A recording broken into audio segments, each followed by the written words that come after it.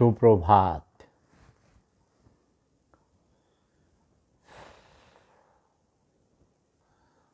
ক্লান্ত, অসুস্থ, অবসন্ন, সারা রাত ঘুমাতে পারিনি।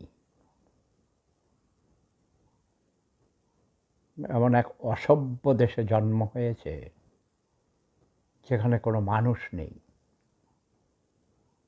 সব অমানুষ। 24 ঘন্টা মিথ্যা কথা বলে, 24 ঘন্টা ধোঁকাবাজি করে। ভাই, একটা হাসপাতাল, নাম হয়েছে পপুলার হাসপাতাল। আজ 3 দিন যাবৎ আমার ওয়াইফ সেই হাসপাতালে ভর্তি। 3 দিন না 2 দিন। ইয়াস, কেয়ারটেকার আছে আমার বোর বা অন্য ভিজিটর যারা আত্মীয় স্বজন যায়, কারণ সে আইসিইউতে আছে। সরাসরি তো পেশেন্টকে টেলিফোন করা ঠিক না, তো কেয়ারটেকারের সাথে টেলিফোনে কথা বলে খোঁজ খবর নেই। বাট ওখানে 2 জন ডাক্তার, তারা আমাকে চিনে, তাদের সাথে কথা হলো, পরিচয় হলো। একজন ভিজিটর গিয়েছিল কালকে, তো ডক্টর মাসুম, তিনি ভিয়েনাতেও নাকি লেখাপড়া করেছেন মেডিকেল সায়েন্সের উপর। তো আমাকে তিনি নাকি চিনেন মানে সেফুদার ভক্ত, তাই না? আর যেই ডাক্তারের আন্ডারে আমার ওয়াইফ ভর্তি হয়, সে কোনো ডাক্তারের আন্ডারে ভর্তি হয়। তার নাম, যিনি অ্যাসোসিয়েট প্রফেসর শুনেছি। তার সাথে আমার এখনও সরাসরি কথা হয়নি, সেটিং হয়েছে। তিনি অত্যন্ত আন্তরিক। অনেক দিন থেকে আমার ওয়াইফ তাকে দেখান, তার পেশেন্ট। উনি ভালো ভদ্রলোক। ডক্টর মাসুম নিজেই আমার সাথে কথা বলেছেন, লাইভ টেলিফোনে কথা হয়েছে কালকে, ভিডিও কল। আজকেও সেটিং করেছেন। গতকালকে ডক্টর সারওয়ার ইকবাল সাহেব মেসেজ পাঠিয়েছেন, নিজেই আমার ওয়াইফকে দেখে নিজের হাতে ছবি তুলে পাঠিয়েছেন। এগুলো আনএক্সপেক্টেড অবশ্যই, তাই না? কোনো পেশেন্টের লোকজন এত আশা করতে পারে না। বাংলাদেশের, বিশেষ করে বাংলাদেশের কোনো ডাক্তার, যাদেরকে মানুষ কসাই বলে, গলা কাটে এমন, যদিও ডাক্তারদের পেশা সবচেয়ে মহৎ পেশা, কিন্তু বাংলাদেশে ডাক্তাররা হয়ে গেছে কসাই। সিজারিয়ান করার দরকার না হইলেও মহিলাদের সিজারিয়ান করে, কিডনি বিক্রি করে, কঠিন কঠিন মানে কুচক্রী মহলের সাথে তাদের সংযোগ থাকে। এগুলো সব আমার শোনা কথা। জাপানে থাকে আমার এক পরিচিত, স্টুডেন্ট পলিটিক্স করার সময় আমার সাথে পরিচিত হয়েছিল। তিনি মেডিকেল সায়েন্সে ডক্টরেট করেছেন জাপান থেকে। সেখানে সে কোনো এক মেডিকেল কলেজ অ্যান্ড হাসপাতালের প্রফেসর। সে নিজে বলেছে আমাকে অনেক কাহিনী। সে মুক্তিযোদ্ধা ছিল, সে ছাত্রলীগ জাসদের একজন কর্মী ছিলেন, ক্যাডার ছিলেন সোজা কথা। অ্যাম্বুলেন্সে করে করে অস্ত্র পাচার করত, এখনও সেটা করে। আপনারা কি না, সব গোমর বলে দিব না, তাহলে আমার পিপলা বাহিনীদের জন্য সমস্যা হবে। সামনে আমাদের বিপ্লব আছে, লড়াই। এই সাইফুদ্দিন মানিক, এই দুষ্ট ছেলেটা, সে আমার একটা নাতি, নোয়াখাইলা। অশিক্ষিত মূর্খ, ছোট লোক, গরিব, অতি আর আবেগপ্রবণ, নোয়াখাইলা খাটাস। তার নাম সাইফুদ্দিন মানিক। তাকে নিষেধ করেছি। সে প্রিন্সিপাল মোশাররফ হোসেনের কাছ থেকে নির্দেশনা পেয়ে দৌড়ে গিয়েছে হাসপাতালে। তো যাই কথা হয়েছে, যদিও সে জানতো না যে ডক্টর মাসুম, ডক্টর ইকবাল এবং যিনি ডক্টর মুস্তাফিজুর রহমান, পপুলার হাসপাতালের মালিক, তারা সবাই আমাকে চিনেন। ঠিক আছে, এবং ওদের সিনিয়র সিনিয়র সিনিয়র যারা পিজি হাসপাতালের ভাইস চ্যান্সেলর, এরাও চিনি, অনেকেই চিনি, ঘনিষ্ঠতা আছে, ছোটো ভাই সবাই আমার জুনিয়র। ডক্টর প্রাণ গোপাল যখন পিজিতে ছিলেন, আমার শুধু নাম বলেছে, আমি টেলিফোন করে বলিও নেই। একটা মেয়েকে ওয়ার্ডে পড়েছিল, তো শুধু বলেছে, সেফুদা কী বলেছেন, কী করতে পারি বলেন। বলে যে আমাদের পেশেন্ট ওয়ার্ডে পড়ে আছে আরও 3-4 জন সহ, তাকে যদি একটা কেবিন দিয়ে দেন তাহলে ভালো হয়। কেবিন তো দিয়েছেই এবং সেটা ফ্রি করে দিয়েছিলেন। বলে যে সেফুদার সম্মানে, ক্যান্সারের রোগী ছিল সেই মেয়েটাকে 1,20,00,000 টাকা খরচ করিয়ে আমরা বোম্বে থেকে চিকিৎসা করিয়ে নিয়েছিলাম। জাহাঙ্গীরনগর ইউনিভার্সিটির কম্পিউটার সায়েন্স ডিপার্টমেন্টের first class, first honours masters দুইটাতেই। তখন তার ফাইনাল পরীক্ষা হয়ে গেছিলো, মাস্টার্সের ভাইবা বাকি ছিল, এমন অবস্থা। আমি দেখেছিলাম টেলিভিশনে প্রতিবেদন, দেখার পর আমি যোগাযোগ করেছি এবং বোম্বেতে ক্যান্সার ইনস্টিটিউটের যিনি হেড অফ দি ডিপার্টমেন্ট, তিনি এই ভিয়েনাতে এসেছিলেন সপরিবারে। সেটা একটা মিরেকল। আমার সাথে তার পরিচয় হয়ে গেল, তখন সুবিধা হয়েছে। তিনি যেদিন বোম্বেতে গিয়েছেন ঠিক সেই দিনই আমাদের সেই জাহাঙ্গীরনগর ইউনিভার্সিটির ছোট বোন, সেই গাজীপুরের মেয়েটার নাম না বলি, তো তাকেও আমি মেসেজ দিয়েছি এবং ওনার ভিজিটিং কার্ডের ফটোকপি করে দিয়ে দিয়েছিলাম। টেলিফোনে দুই পক্ষকেই যোগাযোগ করিয়ে দিয়েছি এবং খুব সহজেই কম খরচে, যেখানে 3 কোটি টাকা খরচ হওয়ার কথা সেখানে 1,20,00,000 টাকা থাকা খাওয়া যাওয়া আসা মিলিয়ে, হাসপাতালে তেমন টাকা দিতে হয়নি। তারপরেও এই যে মানুষের ভালোবাসা, এটা টাকা দিয়ে কিনা যায় না। নতুন জীবন পেয়েছে সেই মেয়েটি, কিন্তু তারপরে আর আমার সাথে অনেক দিন কোনো যোগাযোগই হয়নি, যোগাযোগ নেই। সুস্থ হয়ে দেশে ফিরে আসার পর থেকে আর কোনো যোগাযোগ নেই। আচ্ছা, সেটা গেল। এখন আমার ওয়াইফ পপুলার হাসপাতালে আছে। এটার অর্থ এটা নয় যে তোমরা সবাই শুনেই, যে শুনেছে সবাই বলে দেখতে যাবো ভাবিকে দেখতে যাবো। আরে তাহলে তো ওই হাসপাতাল তো তোমরা ডুবিয়ে ফেলবে। ঢাকা শহরেই 3 কোটি মানুষ থাকবে, তাই না? এত ভিজিটর তো যাওয়ার দরকার নেই। এবার আমার যখন হাসপাতালে, ভিয়েনাতে অনেকবার হাসপাতালে আমার অপারেশন হয়েছে, আমি প্রথমেই লিখে দিয়েছি, ডাক্তারকে বলে দিয়েছি, no visitors allowed except one of my best friends, doctor Alex. 34 বছর থেকে সে আমাকে চিনে, আমরা আর অতি ঘনিষ্ঠ। আমার একজন অনেক শুভাকাঙ্ক্ষী ভক্ত। ডক্টর আলেক্স ছাড়া কোনো ভিজিটরের প্রবেশ নিষেধ ছিল। হাসপাতালে ভিজিটর কি করবে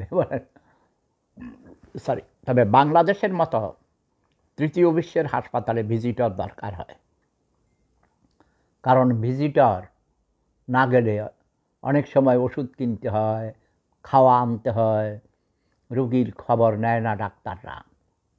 সেজন্য সার্বক্ষণিক 2-3 জন অ্যাটেন্ডেন্ট আছে হাসপাতালে। আমার ওয়াইফের দীর্ঘদিনের, অনেক দিন থেকে যে বাড়িতেও তার কেয়ারটেকার একজন আছে, আমাদের অত্যন্ত প্রিয়। আমরা তাকে পরিবারের আপন বোনের মতোই মনে করি। সে শিক্ষিতা মহিলা, সেও একজন গ্র্যাজুয়েট, তো সে থাকে সার্বক্ষণিক। তো মাঝে মধ্যে যখন আমি ওকে টেলিফোন করি, কেয়ারটেকারকে, দেখা যায় যে গরুর হাট, মাছের বাজার, হাসপাতালে। আমার ওয়াইফ তো আইসিইউতে, ওর রুমে তো আর সবসময় টেলিফোন করা যায় না আমাদের না। আর রিনাও তার রুমে সবসময় যেতে পারে না, ডাক্তারের পারমিশন নিয়ে যেতে হয়। তো আমি আজকে টেলিফোন করে হতাশ হলাম। ও বাইরে ছিল, ও বলে, ভাইয়া কিছু শুনি না, এত মানে মানুষের আমি শুনতেছি, হায় রে, মনে হয় যেন ঝগড়া লেগে আছে। এটা অ্যাডমিনিস্ট্রেটিভ প্রবলেম। স্ট্রং অ্যাডমিনিস্ট্রেশন হলে এমন হয় না। আপনি আমি কোনোদিন হাসপাতালে যখন যাব, লাইভ আমি দেখাইছি অনেক, শুধু মানুষের নিঃশ্বাসের শব্দ পাওয়া যায়। ট্রেন, বাস, ট্রাম, আপনি যেখানেই যান, নিঃশ্বাস, মুখে কোনো শব্দ নেই, কোনো প্রয়োজন নেই তো। বাঙালি কথা বলে বেশি, চিৎকার দেয়, ঝগড়া করে 24 ঘন্টা, cow cow cow cow cow cow. সব পশুর দল, গরু ছাগলের দল। গরু ছাগলরাও এত করে না ভাই। মোস্ট ডিস্টার্বিং এলিমেন্টস, দেখতে মানুষের মতো কিন্তু অমানুষ। তবে হাসপাতাল কর্তৃপক্ষের দৃষ্টি আকর্ষণ করছি, আমি কথা বলবো ডক্টর মোস্তাফিজুর রহমান সাহেবের সাথে পরে। তারা সব ব্যবসা করে, ব্যবসা প্রতিষ্ঠান, বলেছে না গলা কাটা। মানুষ সেই জন্য কেন যায় ভারতে, কেন যায়?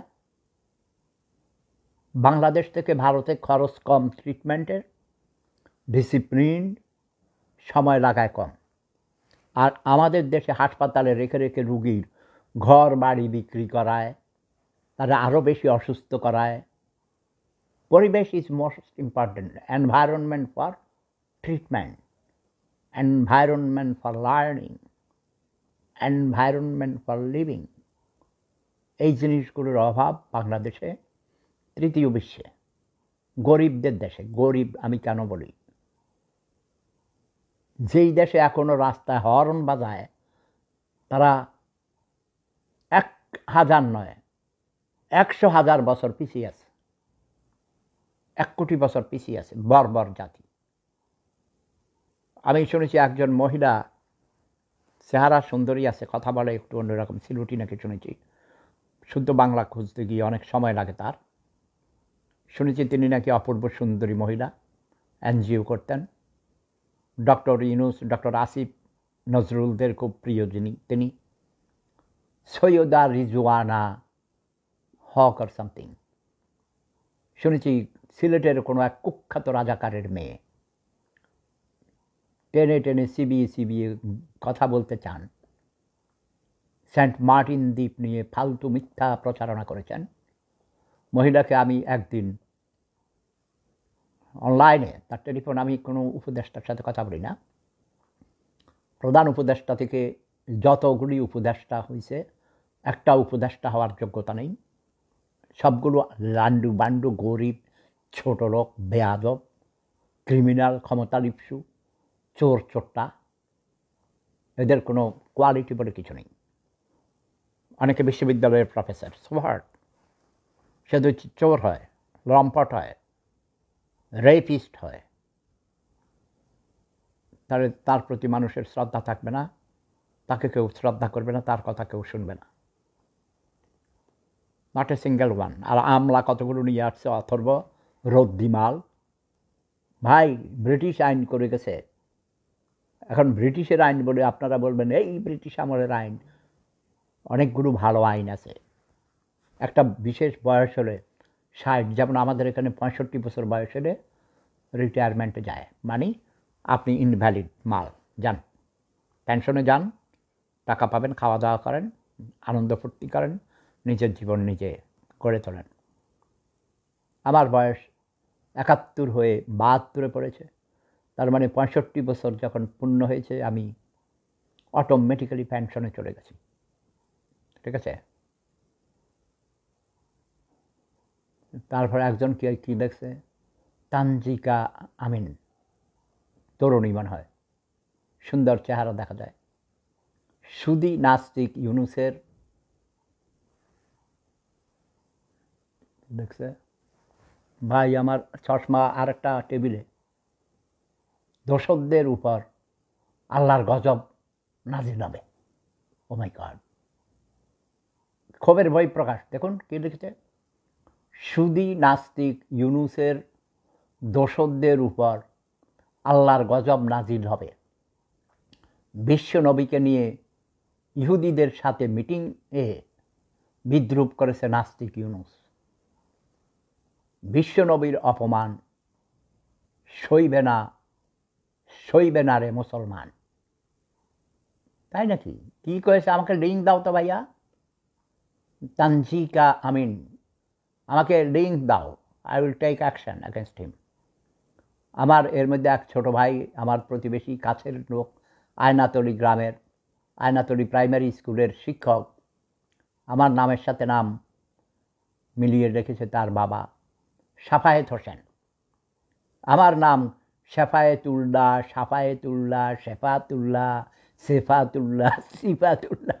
ভাই এত বিকৃতি করে আমার নামের উচ্চারণ। আসলে যদিও আমার একজন অনেক বড় আলেম তার নিজের নামে নাম রেখেছেন মোহাম্মদ শেফায়েতুল্লাহ।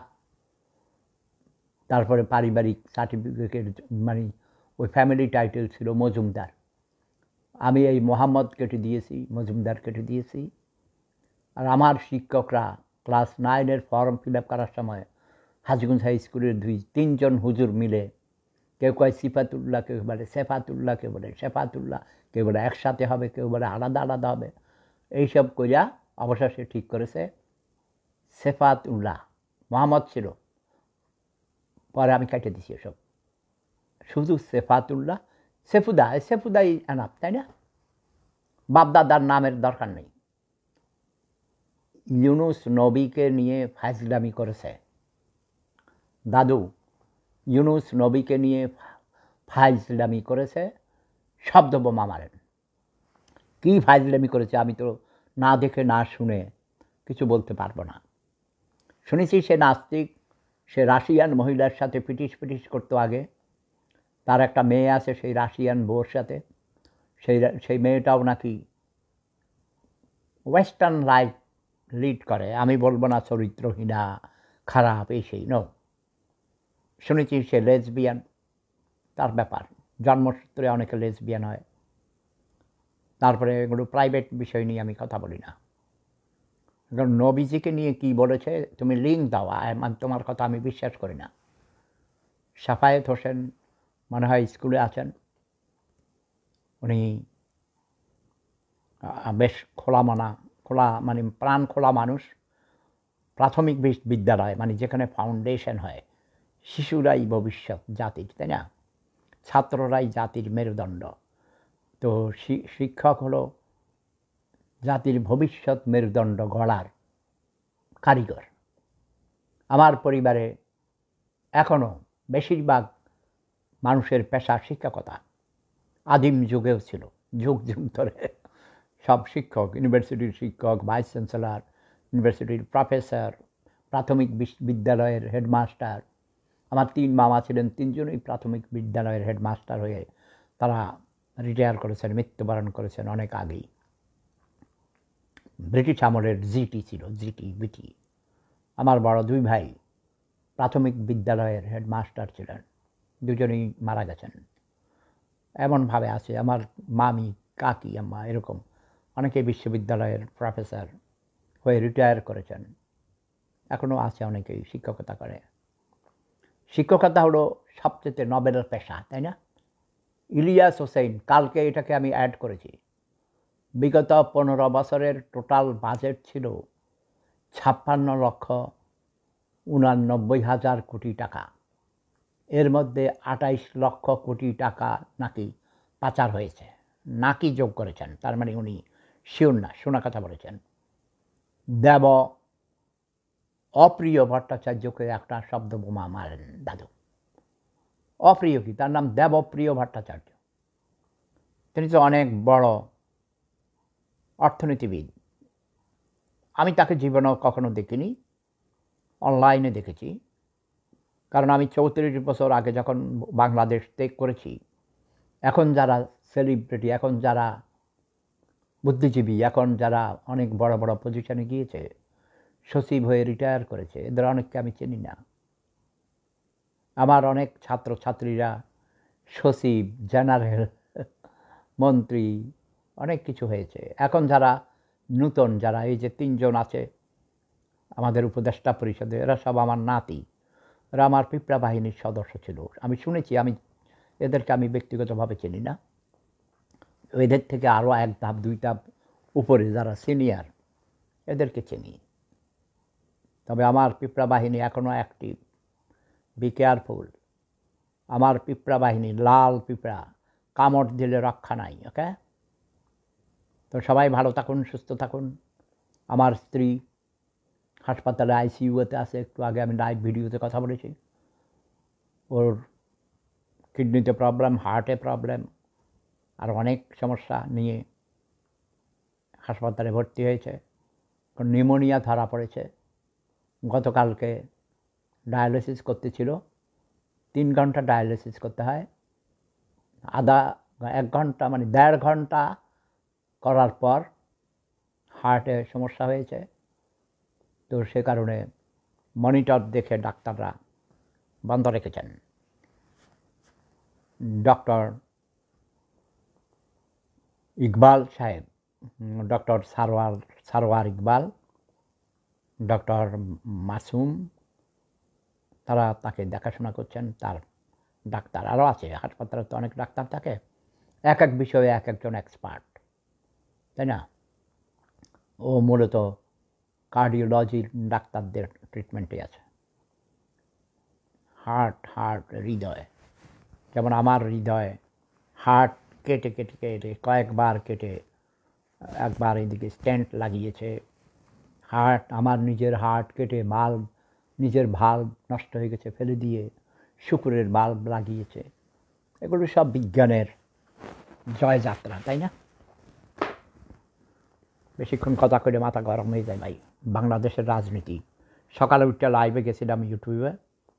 শেখ হাসিনা ভার্চুয়াল টেলিভিশনে কথা বলেছে লন্ডনে, মানে ইংল্যান্ডের যুক্তরাজ্যের আওয়ামী লীগের লোকদের উদ্দেশ্যে। তার একই বাণী মুখস্থ করে রাখছে, 1000টা মিথ্যা কথা বলে মহিলা। সে বলেছে 2014, 2018, 2024 সালে নাকি সুষ্ঠু নির্বাচন হয়েছে। এই দেশের জনগণ নাকি তাকে স্বতঃস্ফূর্তভাবে ভোট দিয়ে নির্বাচন করেছে। তো আমি বলেছি এগুলো সব ডাহা মিথ্যা কথা। এই শেখ হাসিনার মিথ্যা কথায় আপনারা বিশ্বাস করবেন না। বাংলাদেশের রাজনীতিবিদরা শতভাগ মিথ্যা কথা বলে, শুধু শেখ হাসিনা না। আমি বলেছি এই যে সংস্কার করতে চান ভাই, সংবিধানের প্রথমেই লিখেন মিথ্যা বলা মহাপাপ, মিথ্যা হচ্ছে পাপের মা। এটা রাখেন, মহাপাপ টাপ পরে লিখবেন মিথ্যা হলো পাপের মা। কোনো রাজনীতিবিদ মিথ্যা কথা বললে তার জিহ্বা কেটে দেওয়া হবে। কারণ রাজনীতিবিদরা বেশি মিথ্যা কথা বলে, মানুষকে ধোঁকা দেয়। সাধারণ জনগণ একটা দুটো মিথ্যা কথা বললেও সমাজের তেমন কোনো ক্ষতি হয় না। বাট একজন নেতা নেত্রী যখন মিথ্যা কথা বলে, জাতির জন্য অনেক ক্ষতি।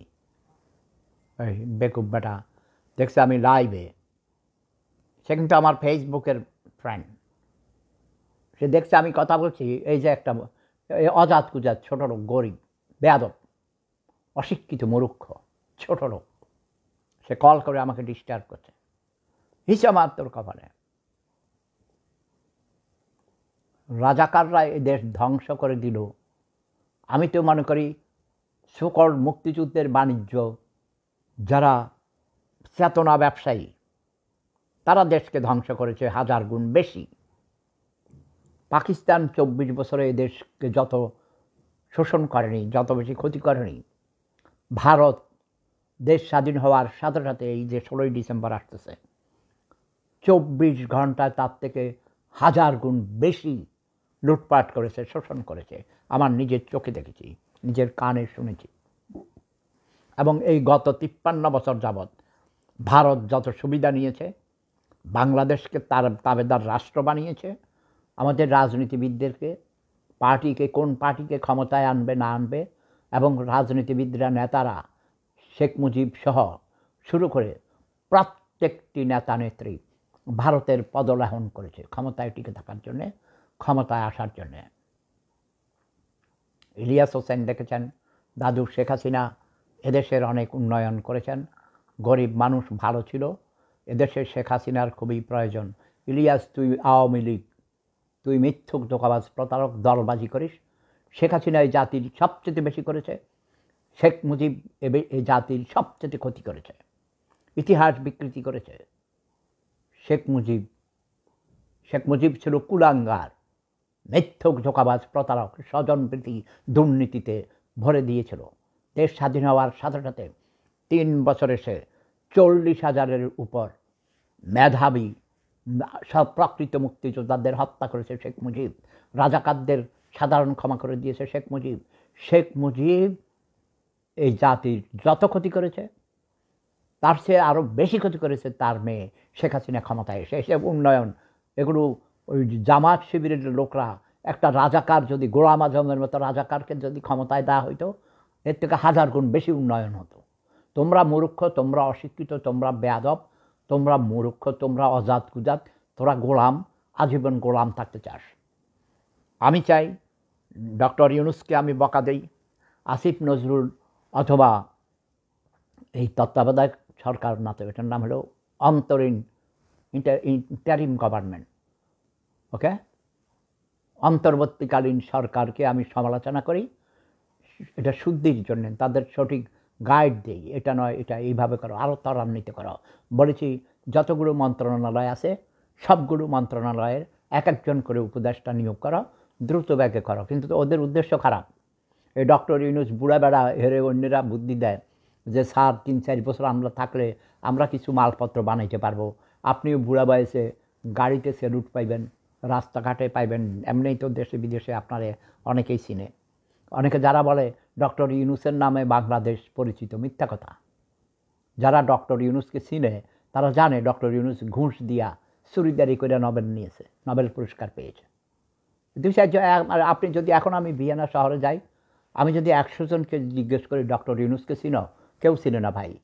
আপনারা মিথ্যা কথা করেন, আপনারা করেন শেখ মুজিবকে চিনে সারা পৃথিবী, এখনও চিনে, বাংলাদেশেই চিনে না।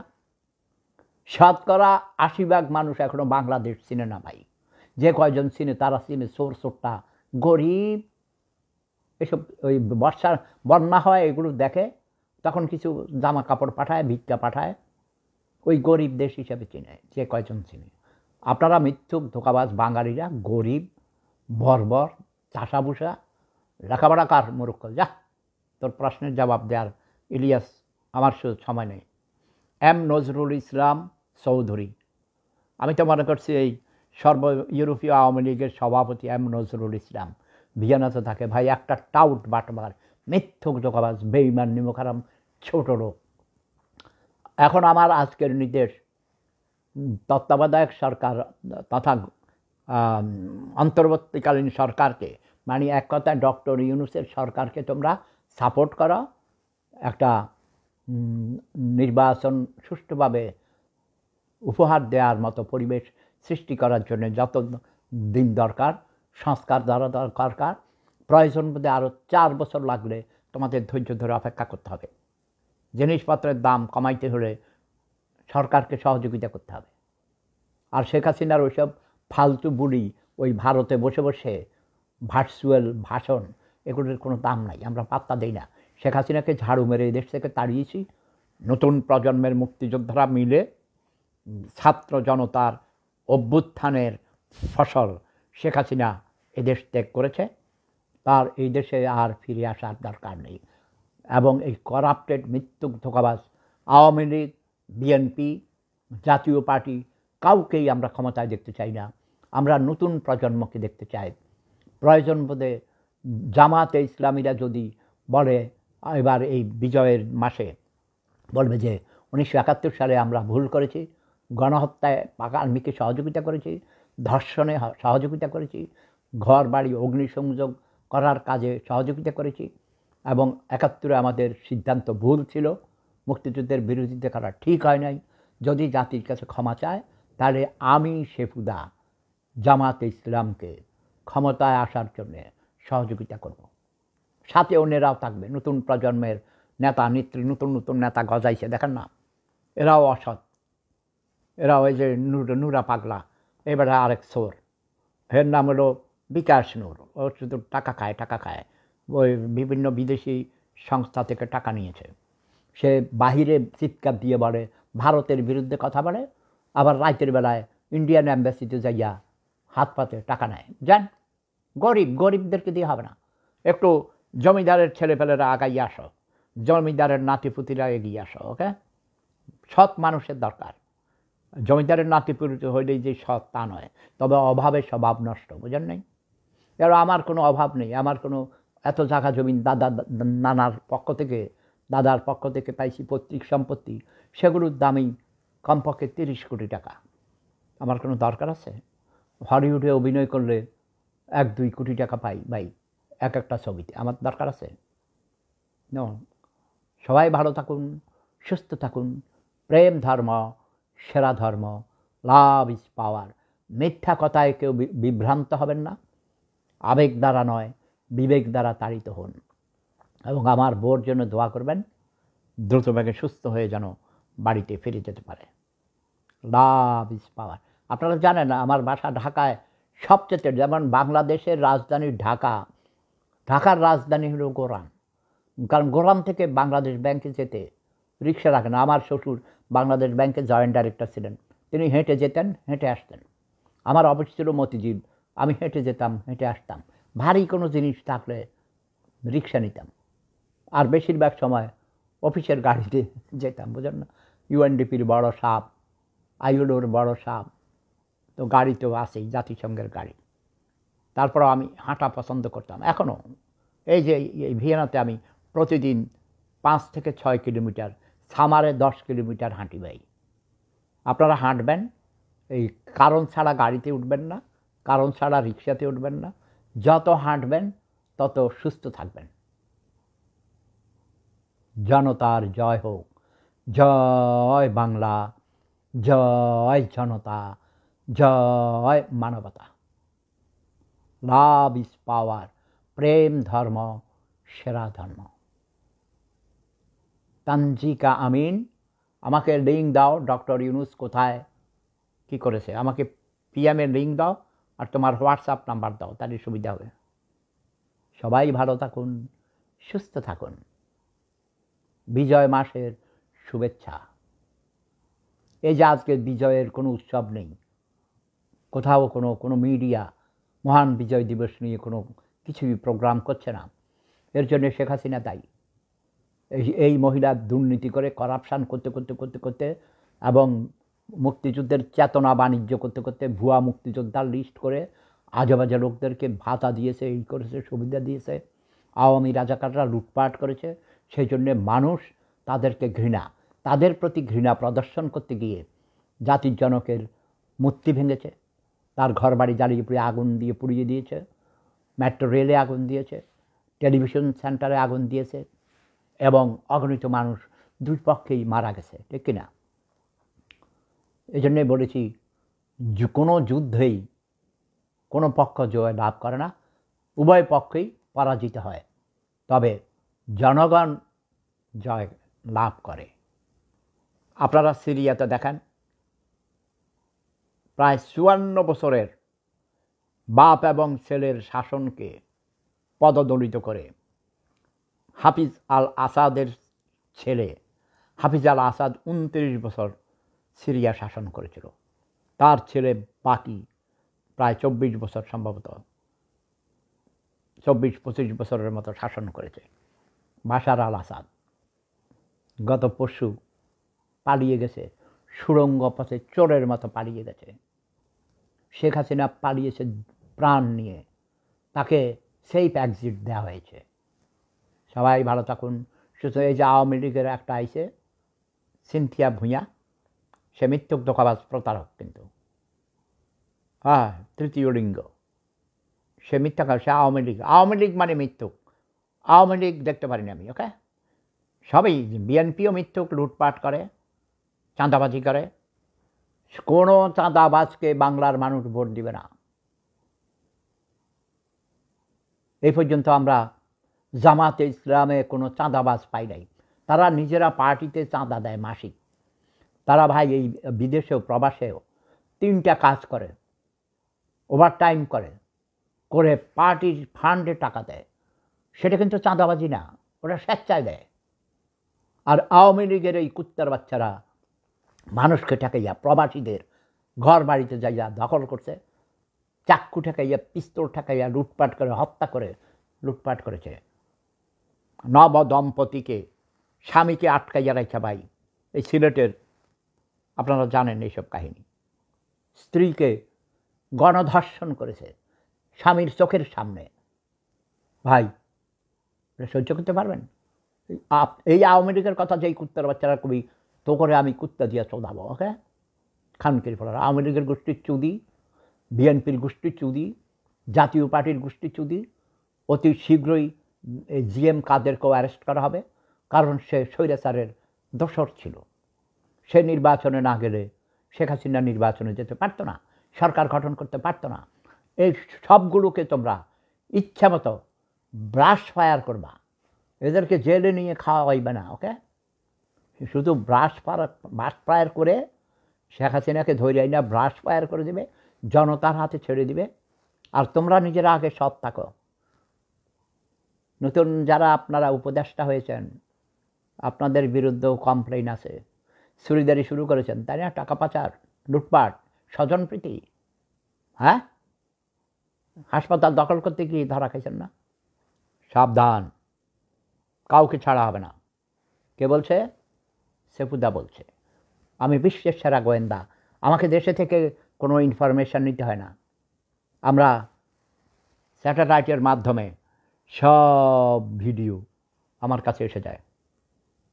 আমার বড় ভাইকে কারা মেরে পানিতে ফেলে দিয়েছে, আমার ভাগিনা চেয়ারম্যান মোস্তফা কামালকে কারা মেরে পানিতে ফেলে দিয়েছে, পানিতে ফেলে ডুবিয়ে ধরে তাকে মেরেছে, হত্যা করেছে, সব ভিডিও আমার কাছে এসে গেছে। ঠিক আছে?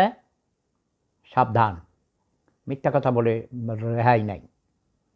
আবার অনুরোধ করছি, দেশে আইন বানাতে হবে। মিথ্যা হলো পাপের মা, মিথ্যা বলা যাবে না।